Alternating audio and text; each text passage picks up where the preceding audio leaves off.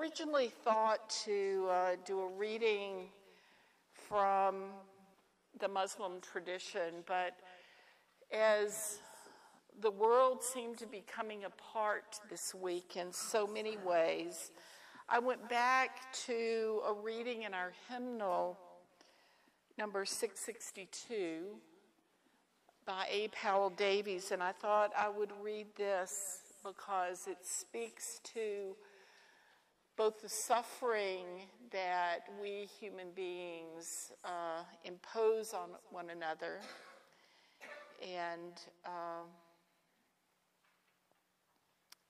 how often we forget that we are sisters and brothers of one family. The years of all of us are short, our lives precarious, our days and nights go hurrying on, and there is scarcely time to do the little that we might.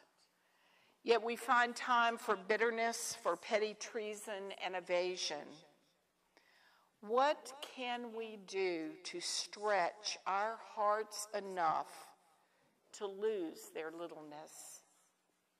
Here we are, all of us, all upon this planet, bound together in a common destiny, living our lives between the briefness of the daylight and the dark, kindred in this, each lighted by the same precarious flickering flame of life. How does it happen that we are not kindred in all things else? How strange and foolish are these walls of separation that divide us.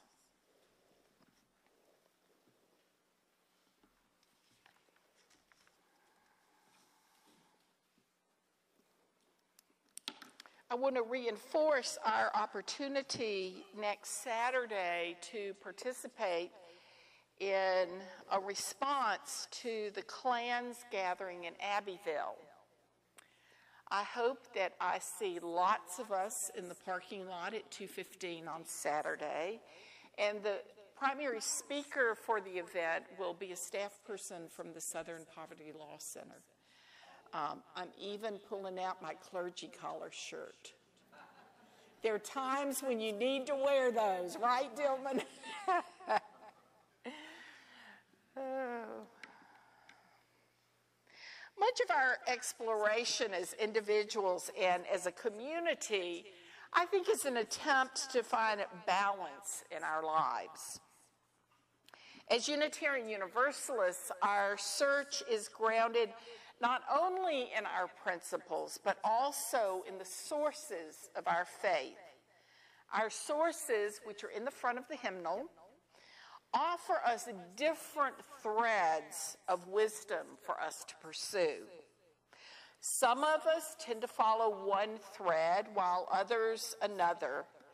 But as we commit ourselves to deepening our understanding of Unitarian Universalism, it's important to explore each of the sources so that our lives might be enriched by the wisdom that each holds for us. In September, we will begin an exploration of one of the sources as we begin an 18-month First Sunday series on the world's religions in coordination with the religious education program for our children and youth. We've chosen this series as a way to explore the UU source of our faith, which states that we learn from the wisdom of the world's religions, which inspires us in our ethical and spiritual life. Our common practice in UU congregations is certainly to honor Jewish and Christian traditions, the High Holy Days, Easter, other traditions. At UUFC, we are beginning to weave in an annual celebration of the Buddha's birthday in May, as well as annual rhythms of earth-centered traditions. Yet, as we broaden our exploration to learn from the wisdom held within religious traditions, we find that many holidays feel culturally as well as religiously strange and different. But we need to explore these religious practices so we can begin to understand the heart of varied rituals, to find the universal teachings within these rituals that can be touch points for our ethical and spiritual lives. One holiday that seems quite different for many of us is the observance of Ramadan by our Muslim sisters and brothers. We are now in the midst of Ramadan, the 9th month of the Muslim lunar calendar, in which all Muslims are called to fasting, additional daily prayers, the reading of the Quran, and giving to the poor. The observance of Ramadan is prescribed in the Quran. This annual season of fasting and spiritual reflections is one of the 5 pillars of Islam. It is a time for all Muslims to surrender to the will of God, to Allah, the name of God in Arabic. This month-long focus on spiritual cleansing, as one person said, is a spiritual detox of mind, body, and spirit. It's a time of renewal. While fasting, prayer, and reading scripture and giving to the poor are important aspects of the other 2 Abrahamic faiths, Judaism and Christianity, the intensity of this month of fasting from sunrise to sunset seems very foreign to most Unitarian Universalists. Each day, 30 pages of the Quran are read so that during Ramadan, the entire Quran is read by all Muslims. The focus on humility, releasing the ego, and surrender to the will of God is not part of public spiritual practice for most Unitarian Universalists. Our focus on religious freedom has highlighted individualism in religious exploration. Unlike our focus on individual agency, we find during Ramadan an emphasis on releasing our need for power and control. I was just thinking, maybe Congress needs to celebrate Ramadan. I don't know, that just popped into my head. But during this season, there is an acknowledgement of our human frailty. This season of reflection holds at its core a belief that we live in relationship to a higher power to whom we surrender our lives. And yet another essential layer of the practice of Ramadan is profoundly communal. There is great power in the knowledge that as one experiences the hunger and thirst of Ramadan, one is not alone, but part of a vast community of observant Muslims. The communal sharing of meals with friends and family at sunset is a reminder that we are not alone. We human beings are social creatures who need the strength of community to survive and flourish. The iftar meal at the breaking of the fast becomes a symbolic act that honors our need for community. As we UU seek to understand the universal lessons of Ramadan, we might fail to see the beauty of this practice and observance. For in our own lives, we have seen how blind obedience to a cause or a religion can lead to destruction. We can miss the emphasis in Ramadan on spiritual cleansing because our own blinders put in place by what we have seen and experienced in some Christian practices in this country show the extremes of religion. We often see abuse of religion by those who seek power and control. We see this locally, and we see it today as organizations in our government are pressured to proclaim a certain form of belief to the exclusion of others. We human beings need community, but not a community that is intolerant, that does not question. Some of us have come from traditions that told us to believe like everyone else or we were not worthy. This kind of leftover ancient tribal belief system in which is there and left over from old realities that by questioning beliefs you might endanger the survival of the community. But blind belief can create an inner group that sees everyone outside the fold as the enemy. Look at some of the incursions that have happened this week, and you can see how the warping of profoundly important religious beliefs can make others suffer. This can happen among individuals, or it can happen on a national or global scale. This past week has shown us the danger when tribal thinking runs rampant. As a human race, we must evolve from this kind of blind adherence. As we hold our UU belief in individual religious freedom close, we might find that a consideration of religious thought and practice that seems grounded in this kind of belief triggers what I think is perhaps one of our greatest fears as Unitarian Universalists, that traditional religion, whatever the kind, will try to take over our lives. So we forget that much of our Unitarian and Universalist history emerged from a theistic foundation that encouraged freedom of thought.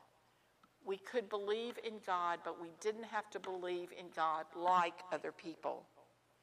Our history embraced deep intuition of the heart, and we in the past have honored ritual and spiritual practice. Without claiming those aspects of our history, we might not find the balance between radical individualism and surrender.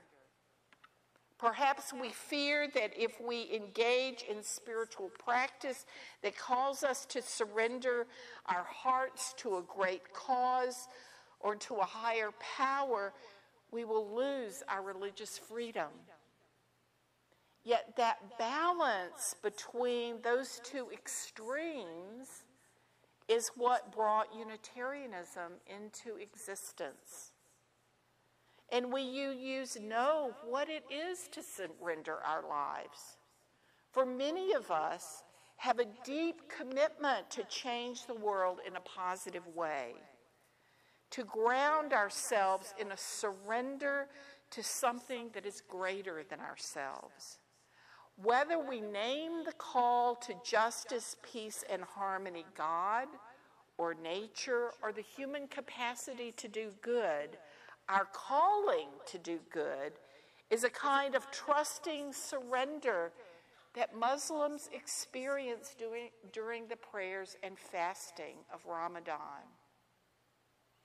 A deep connection to a higher power gives many people the strength and hope to do good and to persevere doing good in spite of hardship. Commitment to a community or nation or religious belief that can enable individuals to seek a higher good that is greater than their own selfish needs is a profound part of living. This kind of surrender of the ego to the greater good can motivate us, whether we're Muslim or Unitarian Universalist. As UUs, we sometimes need to be reminded that when we are not in balance, our individualism can become extreme. It can become so extreme that our self-care is transformed into a lack of compassion for others. In our focus on individual strength of will, we forget that not everybody has the privilege we enjoy, nor can they pull themselves up by their bootstraps. When we take ego and individualism too far, we find that it can be pretty lonely out there by ourselves. We fail to see that we need one another to succeed. We forget that if we are part of a community, we have to release our own idea of what is right and good so that our community can be enriched by our shared ideas of how our community needs to function.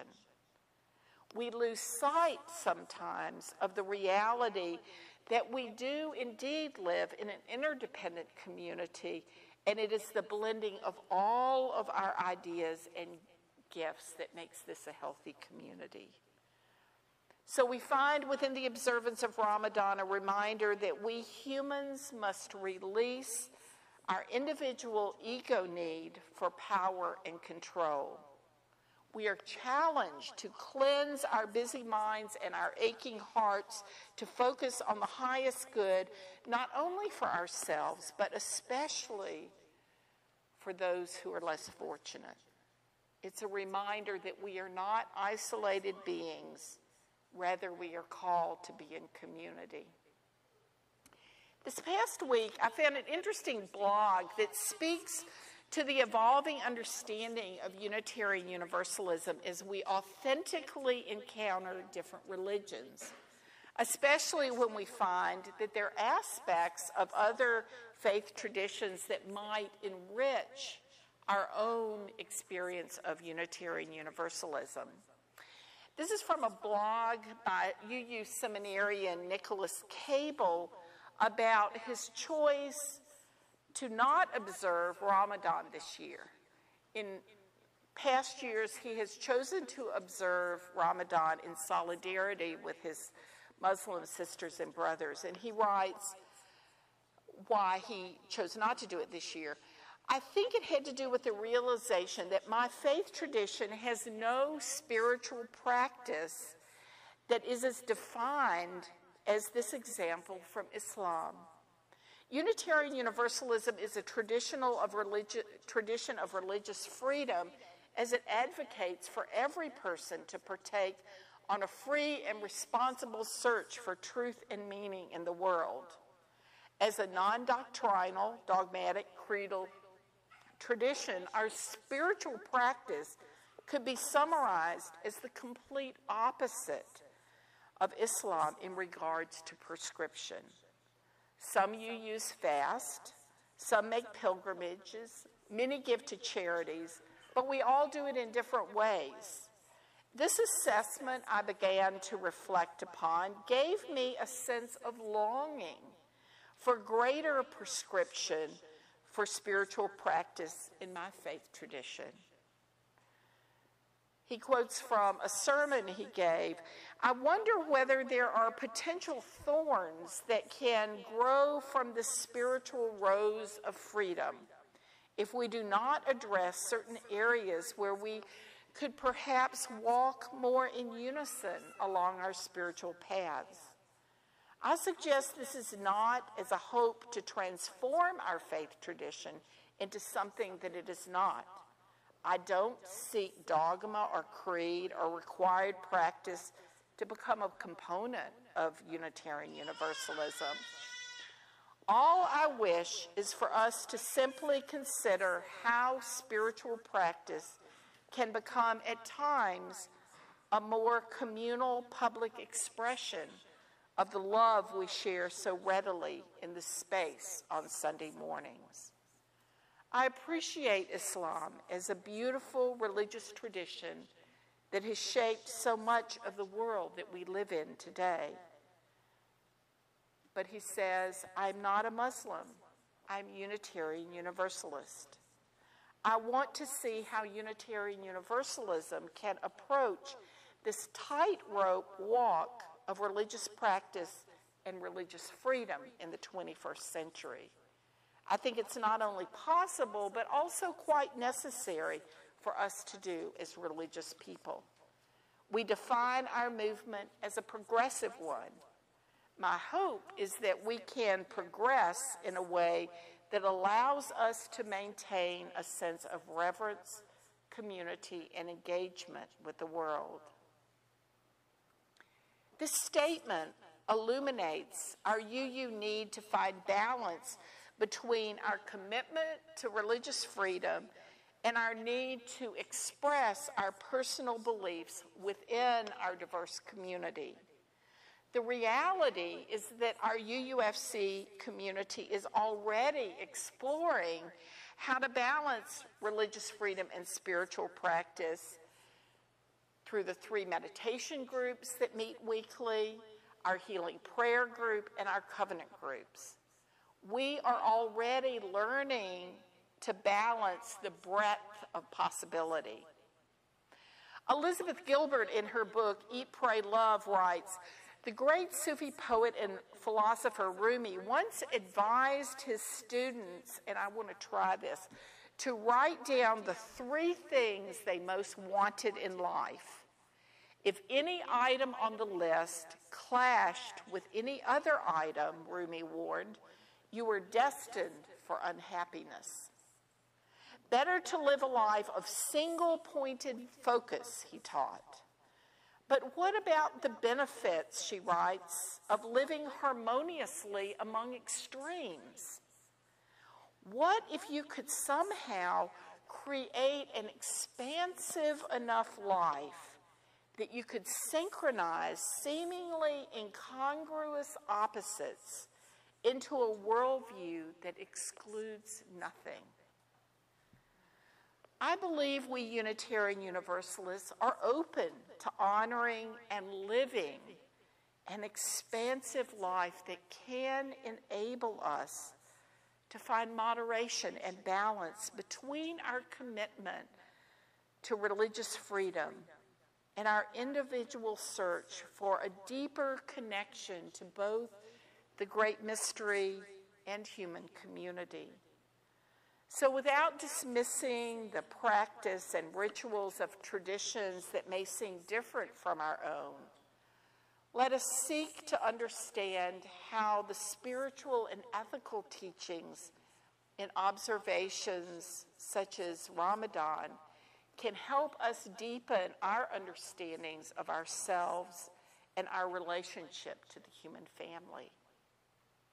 I invite us now to rise in body or spirit as we share our closing hymn.